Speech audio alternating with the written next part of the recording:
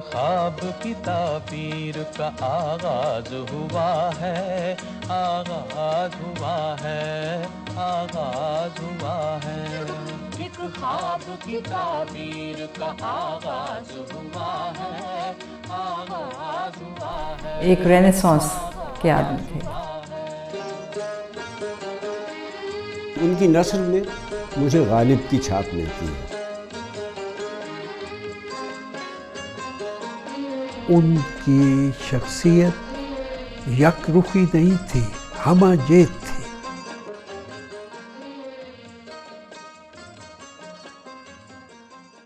جمیل الدین عالی کی پیدائش 20 جنوری 1925 کو کوچہ چیلاں میں ان کے ننیال میں ہوئی۔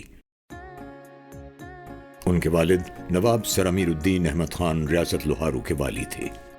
قیام پاکستان سے قبل بر صغیر پاک و ہند میں 605 ریاستیں موجود تھیں۔ ان میں ایک اہم ریاست لوہارو بھی تھی۔ اس ریاست کے بانی فخر الدولہ نواب احمد بخش خان جمیل الدین عالی کے پردادا تھے۔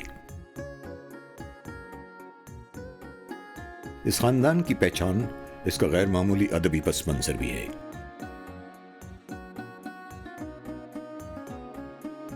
جمیل الدین عالی کا سلسلہ نسب والد کی طرف سے مرزا غالب اور والدہ کی طرف سے خواجہ میر درد سے جڑا ہوا ہے۔ گھر پر ابتدائی تعلیم کے بعد انہوں نے اینگلو عربک اسکول سے 1940 میں میٹرک پاس کیا اور 1942 میں انٹر، 1944 میں اینگلو عربک انٹرمیڈیٹ کالج سے BA پاس کیا۔ جمیل الدین عالی کا خاندانی نام نواب زادہ جمیل الدین احمد خان تھا۔ انہوں نے 14 برس کی عمر میں پہلا شعر کہا اور اپنے دادا نواب احمد خان علائی کی نسبت سے عالی تخلص اختیار کیا۔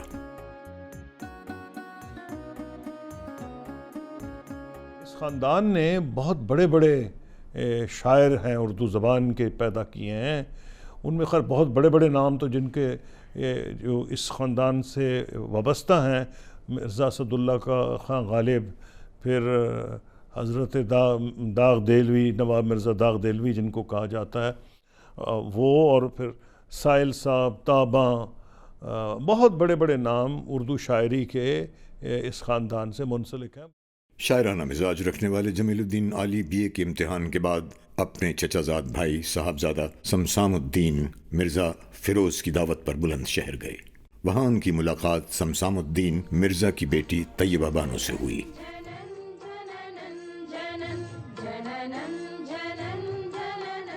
جمیل الدین عالی کو ان کا سادہ حسن اور خوش مزاقی بھا گئی۔ وہ عمر میں ان سے بڑی تھیں، مگر عالی کے عشق نے خاندان کو ان سے شادی پر آمادہ کر دیا اور بہت سادگی سے 30 ستمبر 1944 کو ان کا عقد طیبہ بانو سے ہو گیا اور 70 سال کی طویل رفاقت پر قائم رہا۔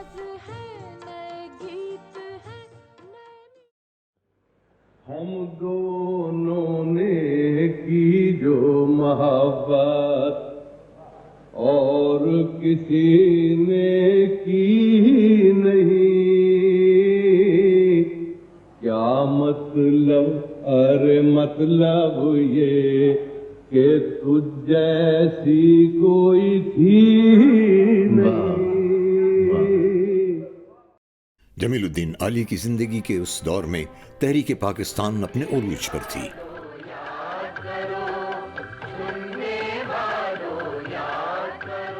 دو قومی نظریے سے حصول پاکستان تک ایک طویل جدوجہد اور قربانیوں کا باب قائد اعظم محمد علی جناح کی قیادت میں مسلم اکابرین نے رقم کیا۔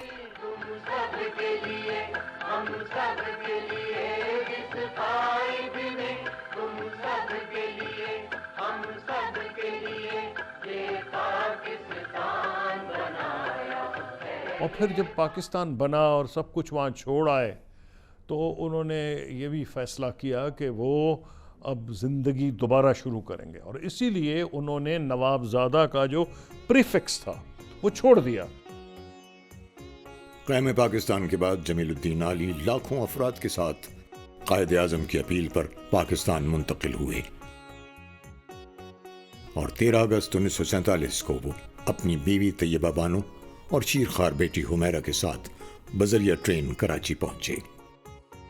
یوں پاکستان میں جمیل الدین عالی کی نئی زندگی کا آغاز ہوا۔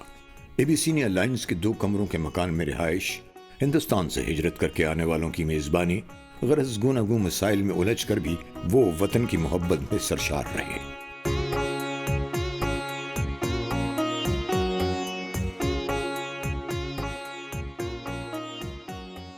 1951 میں سرکاری نوکری کا امتحان دے کر ٹیکسیشن کے محکمے میں تعینات ہوئے۔ یہاں سے ان کی پیشہ ورانہ زندگی میں استحکام شروع ہوا۔ بعد ازاں وہ بینکنگ کے شعبے میں آ گئے۔ جمیل الدین عالی نیشنل بینک آف پاکستان سے 22 برس کی وابستگی کے بعد سینئر ایگزیکٹو وائس پریزیڈنٹ کے عہدے سے ریٹائر ہوئے۔ ایک شاعر، ایک اسکالر، جنہوں نے ایسے ملی نغمے لکھے جو آج تک ہم گاتے ہیں اور ان کی یاد تازہ رہتی ہے۔ میں سمجھتی ہوں کہ اس طرح کے ڈرامہ نگار، اس طرح کے ناولسٹ، اس طرح کے شاعر اینڈ اسکالر جو ہیں، ویری فیو جو کہ ہمارے ملک نے پروڈیوس کیے ہیں، اور جو کیے ہیں میں سمجھتی ہوں کہ ان کی جو لیگسی ہے اس کو ہمیں آگے لے کے جانا ہے۔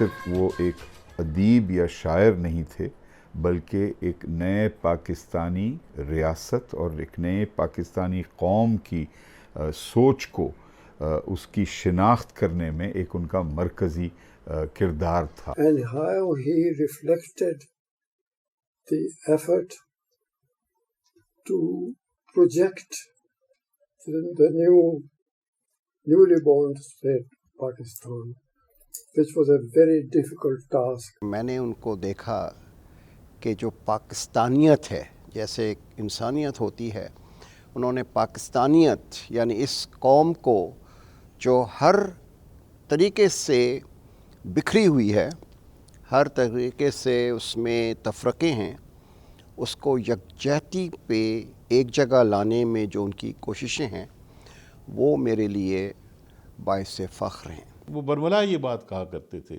کہ پاکستان ایک اکائی ہے، ہم سب وہاں رہنے والے ہیں، اور ہر طریقے سے انہوں نے کوشش کی کہ جو تعصبات ہیں پاکستان کے اندر اس کو ختم کیا جائے اور نیشنلزم کو پروموٹ کیا جائے۔ انہوں نے جو گنگا جمنی تہذیب یا ملی جلی تہذیب بر صغیر کی وادی سندھ اور گنگ و جمن کی وادی کی، ان دونوں کو آمیز کر۔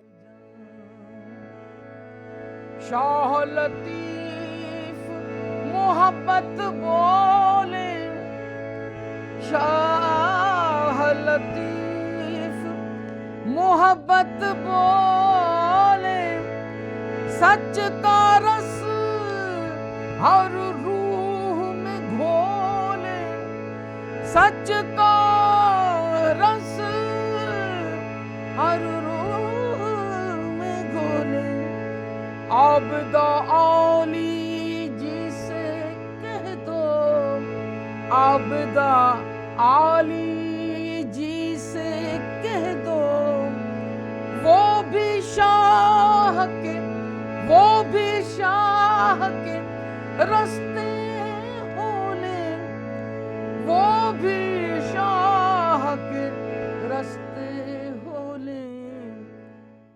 وہ میرے نزدیک ایک علم بردار ہیں، ایک ایسی موومنٹ کی آپ سمجھ لیں جو شروع ہوتی ہے اس تہذیب کے حوالے سے، ہماری فالو اپ آف امیر خسرو۔ سر اور شبد اور دھیان کی اگنی، شعلے جن کے لا خسرو پر جو جلے پتنگے عالی ان کی راہ۔ جمیل الدین عالی کی تصانیف پر نظر ڈالیں تو 1957 میں شائع ہونے والے پہلے مجموعہ کلام، غزلیں، دوہے، گیت کے بعد متعدد کتابوں کے کئی ایڈیشن سامنے آئے،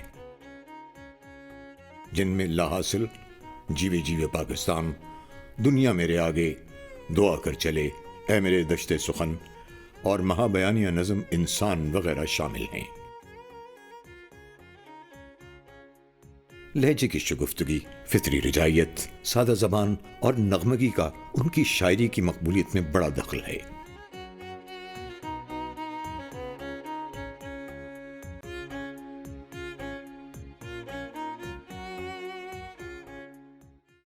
ایک صنف ایسی ہے جس میں ان کا نام جو ہے وہ تخصیص حاصل کر گیا، وہ ان کی دوہا نگاری ہے۔ مجھ میں کچھ سر کھوئے ہوئے ہیں،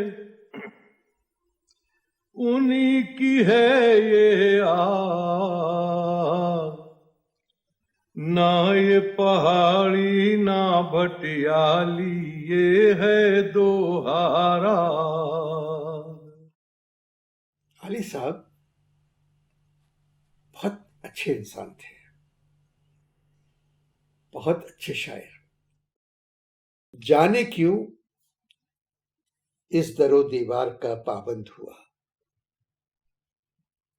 میں کہ منسوب کیے جاتے تھے صحرا مجھ سے۔ جتنے خوبصورت دوہے انہوں نے لکھے 20ویں صدی میں شاید ہی کسی نے لکھے۔ عالی اب کے عجب پڑا دیوالی کا تیوہار، ہم تو گئے تھے چھیلا بن کر، بھیا کہہ گئی نار۔ عالی اب کے کٹھن پڑا دیوالی کا تیوہار، ہم تو گئے تھے چھیلا بن کر، بھیا کہہ گئی نار۔ شاعری کے ساتھ ساتھ جمیل الدین عالی نے نثر بھی بھرپور انداز میں لکھی۔ وہ اپنی تحریروں میں مستقبل پر نظر اور آنے والے وقت میں اہم سماجی تبدیلیوں کی نشاندہی کرتے رہے۔ عالی صاحب نے نثر بھی لکھی اور بہت خوبصورت نثر لکھی۔ ان کی نثر میں مجھے غالب کی چھاپ ملتی ہے، اور یہ اس پہ حیران ہونے کی بات نہیں، کیونکہ نجم الدولہ دبیر الملک مرزا غالب کے سے یہ انہی کے خاندان میں سے تھے، موروثی تعلقات بھی تھے۔ اور اس سلسلے میں انہوں نے 60 برس تک کالم لکھے، جو ایک ریکارڈ عرصہ ہے۔ جمیل الدین عالی کی تحریروں میں معاشرے میں رائج صنفی امتیازی سلوک، خصوصاً جہیز اور معاشی استحصال کے خلاف ایک شدید رد عمل نظر آتا ہے۔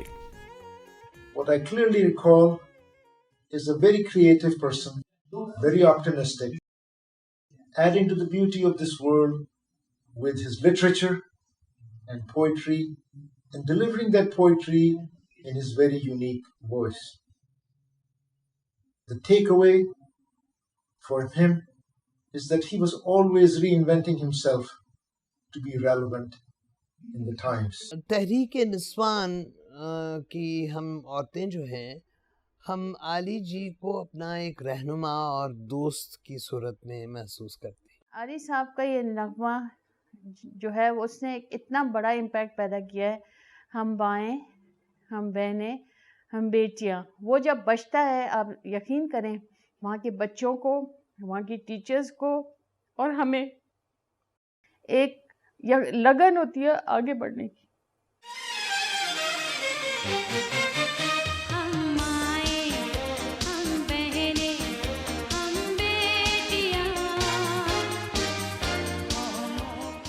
What I remember most about Ali Saab was how inspiring he was to young people, how much interest he would take in their lives and what they were doing, his intense curiosity and his just amazing optimism.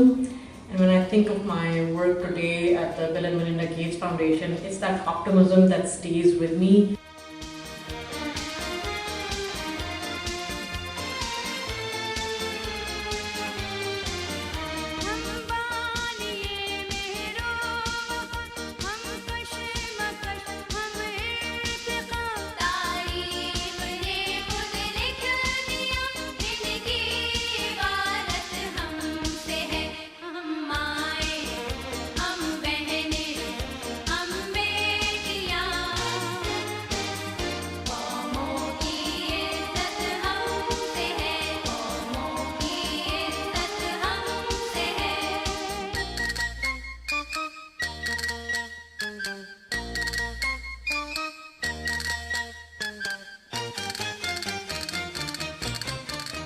जिस चीज़ को लोग आज women empowerment कहते हैं, feminism कहते हैं, तहरीकियत कहते हैं, इसका पहला जिक्र एक मुकालमे में मिलता है इंसान।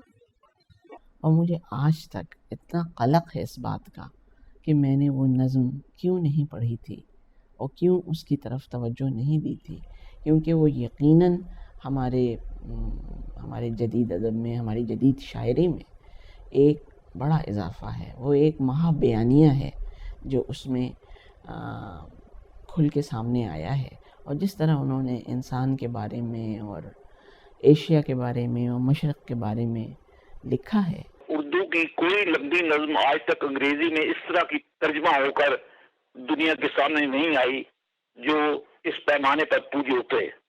तो मैंने सोचा कि शायद टैगोर के बाद दूसरा इनाम बड़े सगीर में नोबेल प्राइज उर्दू को ही मिलना था और इसका सेहरा आली जी के सर पर बदलना था। इंसान के बारे में कुछ कहूँ तो इतना ही कि ये एक महाबयानिया नहीं है, एक मेगा महाबयानिया है, एक रीम एपिक है। बूढ़ा। हमारे मग़ज़ में शामिल है छिपकली का दिमाग, शरारे बू लहबी, बहुत कदीम दिमाग। वो कहते हैं वो जो रेंगने वाले थे उनका विरसा है, मगर कुछ ऐसे कि अब भी हमारे जहन का एक नागुज़ीर हिस्सा है। मैं काफियों का पुजारी नहीं जो खौफ व अकीदत से खींच खांच के कुछ यूं कहूं कि किस्सा है, वही कहूंगा जो कहते हैं, यानी विरसा है मेरा आज का मौजू छिपकली का दिमाग। कि मुझको आज मैसर नहीं है अपने ही शहरो वतन में गारत और दहशत की आंधियों से फिराक। ये जाहरियत और सिफली मुरक्कबात का एक जिंदा व अजीब कफस, ये जुल्म व जब्र की मसमूम गर्म गर्म हवा, ये मिल्कियत की हवस। बहुत से ऐसे हैं हजरत मसाइल तफहीम कि जिनमें है कभी तखसीस और कभी तामीम, और एक इलाज सभी का दुआ खुदा से है। दरअसल अपना सभी माजरा खुदा से है। हम इल्तिजा तो करेंगे कि खत्म हो शैतान, वजूद से ही बरी उसके हो सके इंसान। अगर कबूल करे उसकी मेहरबानी है, नहीं तो फिर भी हमें जिंदगी निभानी है। आओ तुम्हें एक बात बताएं, मतलब जानो आप। आओ तुम्हें एक बात बताएं, मतलब जानो आप। भंवर से नीचे उतर के देखा, पानी था चुपचाप, पानी था चुपचाप। फैज़ और अली साहब दोनों एक ख़ास दौर की तर्जुमानी करते थे, जिनमें लोगों का सलीक़ा, रहन सहन, दोस्तियाँ, उठना बैठना, उसका एक किस्म का मैं कहूँगी एक रोमांस है। इतनी खिदमात हैं उनने उर्दू के प्रमोशन के लिए, और जैसे राइटर्स गिल्ड और अंजुमन तरक्की Urdu, Pakistan academy of letters, Urdu college, Urdu dictionary board, हर जगह उनने इतने एक्टिव रहे हैं, इन्वॉल्व रहे हैं इन चीज़ों में। मैं तो उनके बारे में कहती हूँ कि वो सही मानों में एक रेनेसांस के आदमी थे। Pakistan arts council, Urdu लुग़त board, national book foundation, मुक़्तदरा कौमी ज़बान हालिया, इदारा फ़रोग़ कौमी ज़बान और अकादमी अदबियात पाकिस्तान जैसे इदारों को जमीलुद्दीन आली की तहरीरी और फ़िक्री मुआवनत रही। उन्होंने अदीबों को एक प्लेटफॉर्म पर जमा करने का बीड़ा उठाया और उनकी कोशिशों से 1959 में कुल पाकिस्तान राइटर्स कन्वेंशन में पाकिस्तान के 212 अदीबों और शायरों ने हिस्सा लिया और यूं कराची में राइटर्स गिल्ड का क़याम अमल में आया। انہوں نے رائٹرز گلڈ کی تشکیل کر دی. وہ اتنا بڑا قدم تھا کہ پورے پاکستان کے اور ساری دنیا میں جو وہ تھے وہ سب نظروں میں آ گئے کہ بھائی یہ رائٹرز گلڈ ہے, یہ ہمارے تخلیق کار ہیں پاکستان کے. رائٹرز گلڈ کے ممبرشپ کے طور پر انہوں نے باقی زبانوں کی بھی خدمت کی, صرف اردو کی نہیں, اور جتنی قومی زبانیں تھیں. Ali Saab was responsible for institution building in the very early years of Pakistan. His brilliant words in support of women's empowerment, in support of upholding rights, in support of inclusion and equality, and all the things that we talk about as being the intended outcomes in the Sustainable Development Goals and the Millennium Development Goals. Ali Saab actually promoted all those causes through his beautiful words. جمیل الدین علی نے فرحاد زیدی کے ساتھ مل کر پاکستان کے مسائل اور ان کے حل کی نشاندہی کے لیے دنیا پاکستان کے نام سے پاکستان ٹیلی ویژن پر پروگرام بھی کیا، جس میں شاعر، دانشور، ماہر اقتصادیات اور مختلف شعبوں کے ماہرین نے پاکستان کے وسائل کو اجاگر کیا۔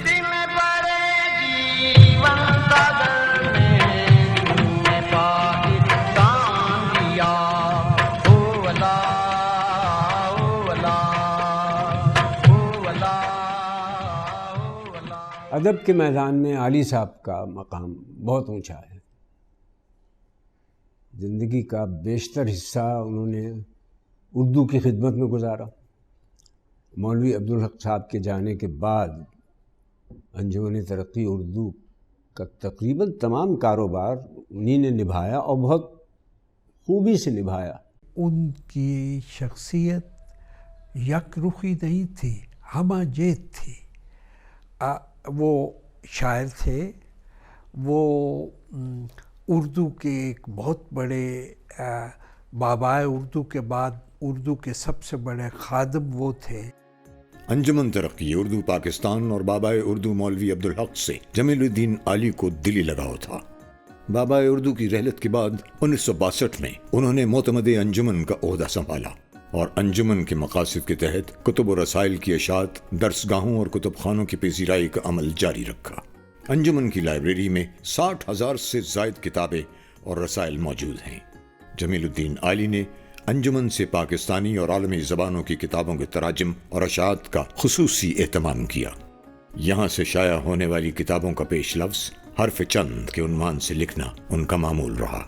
اسے قائم کرنے میں اور پاکستان لانے میں بابائے اردو کی خدمات اور اس کو ان کے مشن کو آگے بڑھانے اور اس ادارے کو انہی خطوط پہ جو بابا کے خواب تھے انہیں پورا کرنے میں علی جی نے جو کردار ادا کیا ہے وہ ناقابل فراموش ہے۔ جمیل الدین علی 1966 میں انجمن کے قائم کردہ اردو کالج برائے فنون کے ناظم مقرر ہوئے اور 1973 میں اسے قومیہ جانے تک یہ ذمہ داری نبھاتے رہے۔ دورہ چین کے موقع پر انہوں نے چیون لائی کو خاص توجہ دلا کر لیبارٹری کے لیے خطیر رقم کا عطیہ حاصل کیا۔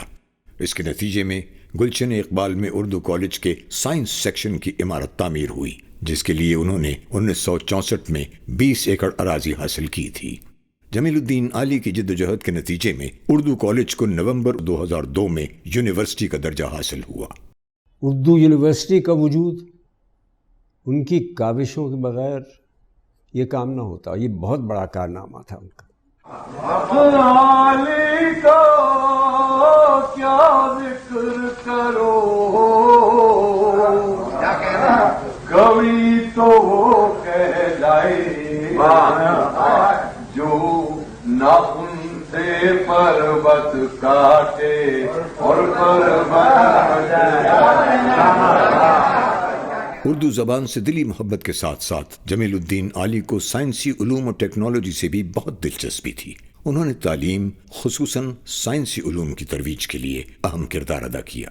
جب وہ 1997 میں سینٹ کے رکن بنے تو انہوں نے اس ضمن میں متعدد قراردادیں منظور کروائیں۔ علی صاحب کا جو مختصر دور تھا سینٹ میں ایک یادگار تاریخی دور تھا، اور ہمارے لیے ایک فخر کی بات تھی کہ علی صاحب جیسی شخصیت ہمارے ساتھ ہیں، ہمارے ساتھی ہیں اور سینٹ میں ہمارے ساتھ ممبر ہیں۔ علی جی سینٹ میں جب گفتگو کرتے تھے تو وہ صرف سندھ کے حقوق کے حوالے سے نہیں، بلکہ پوری پاکستانی قوم کے حقوق کے حوالے سے بات کرتے تھے اور لوگ ان کی تقریر کو بڑی توجہ سے سنا بھی کرتے تھے.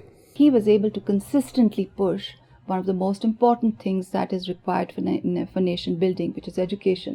وہ چیئرمین تھے ایجوکیشن کمیٹی کے اور اس میں انہوں نے 15-16 بل وہاں پہ قوانین منظور کرائے. پاکستان کا پہلا سیٹلائٹ خلا میں لے کر آئے پاک سیٹ 1, اس کے بارے میں اکثر ان سے گفتگو ہوئی اور جو انٹرنیٹ پھیلایا اس کا جو امپیکٹ تعلیم کے اوپر ہو سکتا تھا خاص طور پہ, اس میں وہ بہت دلچسپی لیتے تھے. اور ہمیشہ ان کی یہ خواہش اور کوشش ہوتی تھی کہ کسی طرح سے اس ملک میں سائنس کی ترویج جو ہے یا اس پہ کام کیا جائے. 1974 کو جب پاکستان میں 22 مسلم ممالک کی اسلامک کانفرنس منعقد ہوئی تو جمیل الدین عالی نے مسلمانوں کی باہمی محبت اور یکجہتی کو اجاگر کرتے ہوئے یہ نغمہ تحریر کیا. دعا مانگی ایک دن کہ یا اللہ اگر یہ سمٹ ہو تو اس کا گانا مجھ سے لکھو,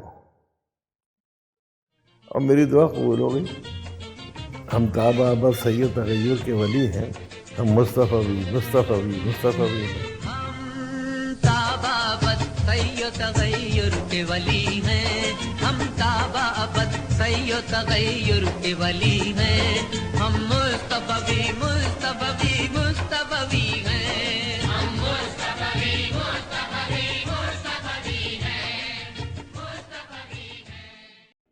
جب بھی پاکستان کی تاریخ میں کوئی نازک مقام آیا اور اس کی سالمیت کو خطرہ لاحق ہوا تو جمیل الدین عالی نے بھرپور انداز میں اپنے جذبات کو قومی نغموں کی شکل میں پیش کیا.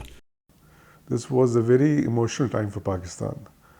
My father just taken over as president of National Bank, and he and Ali Saab, جو ان کے مائنڈ پہ چیز آئی تھنک اوور شیڈو کر رہی تھی وہ یہ تھی کہ 71 میں پاکستان ٹوٹ چکا تھا. They felt that they need to create an image of Pakistan which should be upbeat, which should revive the spirits of the people of Pakistan. They tried to use National Bank, a national asset, کہ اس کو ہم blood کریں اور اس کا role blood کریں in the economy of Pakistan.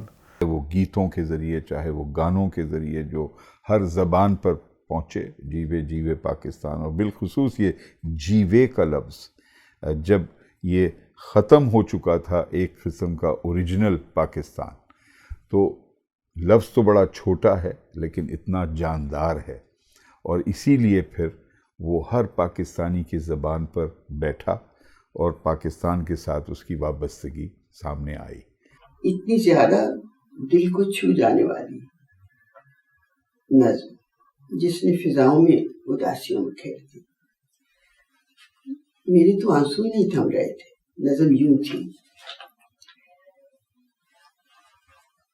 اے دیس کی ہواؤ سرحد کے پار جاؤ اور ان کو چھو کے آؤ جن کے بدن کی گرمی سانسوں میں بس رہی ہے اور جن کے سخن کی نرمی کانوں میں رس گئی ہے, جو زندگی وطن پر قربان کر رہے ہیں, نسلیں گواہی دیں گی احسان کر رہے ہیں. اے وطن کے سجیلے جوانوں, اے وطن کے سجیلے جوانوں, میرے نغمے تمہارے لیے ہیں, میرے نغمے تمہارے لیے ہیں, اے وطن کے سجیلے جوانوں. جیوے جیوے پاکستان, جیوے جیوے پاکستان, جیوے جیوے پاکستان, جیوے جیوے پاکستان. جھیل گئے دکھ جھیلنے والے,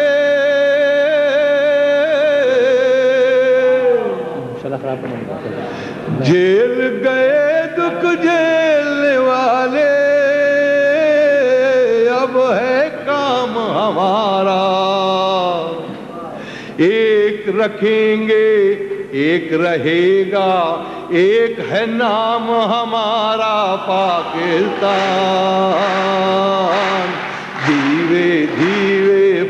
पाकिस्तान जीवे जीवे पाकिस्तान।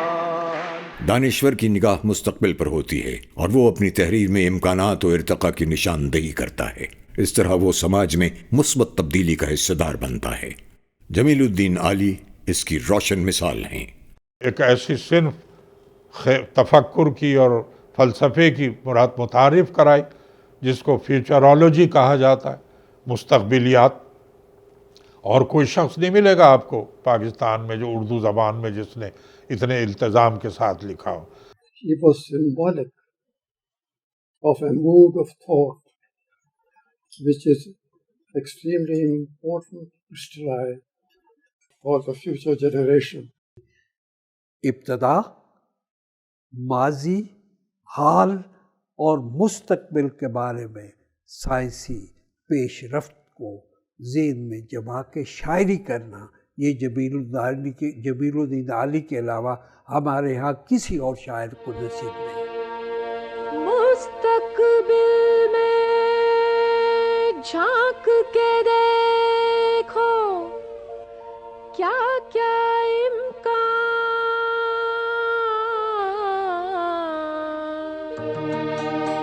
रक़्सा है,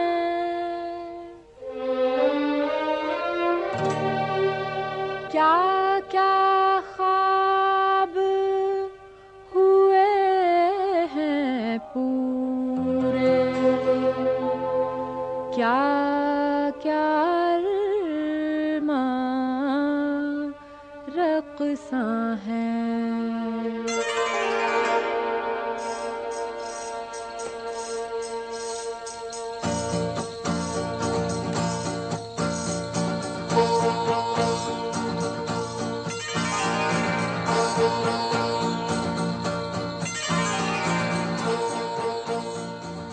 ख्वाब बड़े पहाड़ों की चोटियों की तरह होते हैं। कहती हैं कि आओ।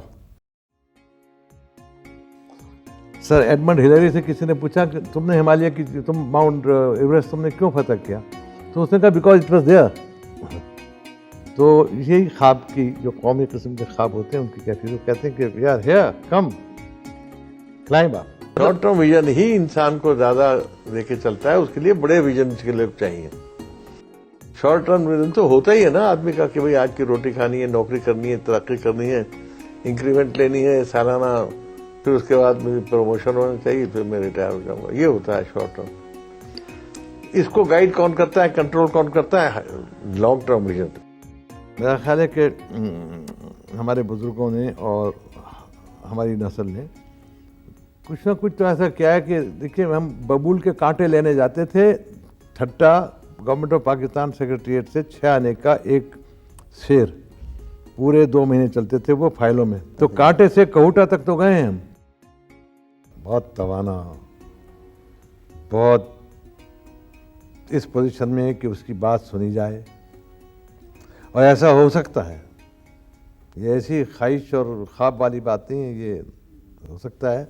मगर अब मैंने मशरूत में करूँगा बात जी कि अगर हम कौमी यकजहती के साथ काम करें, मेहनत के साथ काम करें और बिला लिहाज सूबा व लिसान इंसाफ करें एक दूसरे के साथ, ये 3 चीज़ें रहेंगी तो पाकिस्तान रुक नहीं सकता कहीं।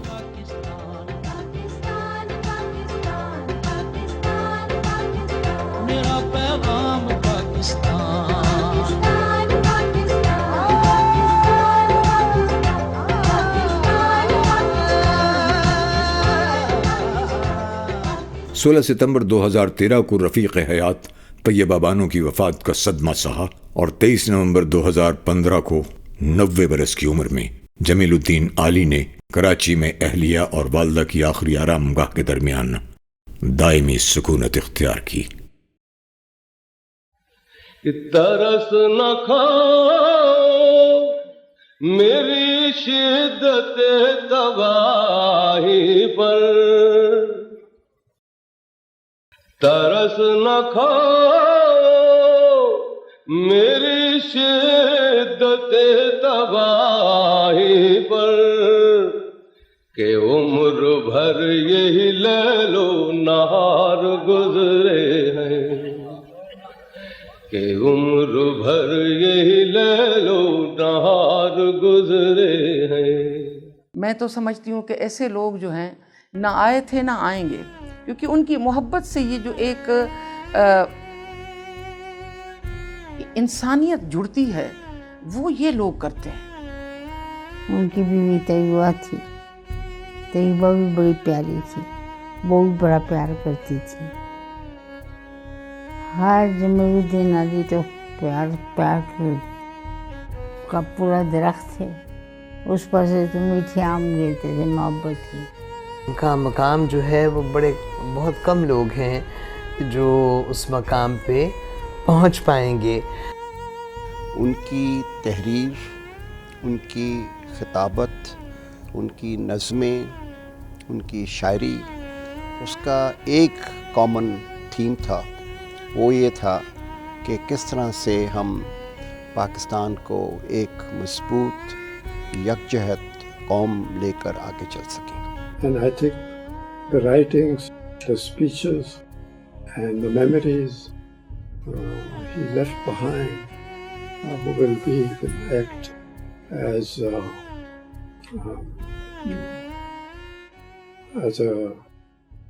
orientation for the future. کہ اب جیسے جیسے وہ ان کے اور آج کی دنیا کے درمیان فصل اور فاصلہ بڑھتا جائے گا تو شاید لوگ انہیں دریافت کریں. ابھی وہ دریافت نہیں ہوئی ہیں. اور پتہ نہیں اب آئندہ نسلوں میں کوئی اور علی جی آئیں گے یا نہیں آئیں گے، لیکن میں یہی دعا کرتی ہوں کہ شاید ان کے جو ریڈرز ہیں ان میں سے شاید کوئی اور علی جی پیدا ہو جائیں. His life and his work will remain in our memory and will remain in the foundations of our country and its institutions for generations to come. علی صاحب، جتنا آپ کا احسان ہے پاکستان پہ ایک پہاڑ کی طرح ہے. ہم اس احسان کو کبھی کم کر دیتے ہیں، مگر کم کرنے کے بعد پھر جب اس پہاڑ کی طرف دیکھتے ہیں تو وہ اتنے اونچا نظر آتا ہے. بہت بہت شکریہ علی صاحب.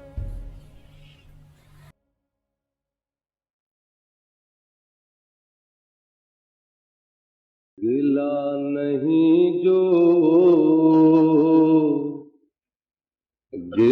نہیں جو بیگانہ وار گزرے ہیں.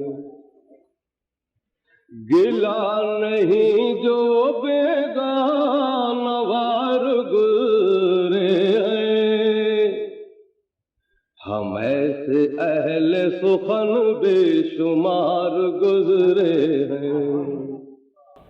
ہم ایسے اہل سخن بے شمار گزرے ہیں. ہم ایسے اہل سخن بے شمار گزرے ہیں. جیگر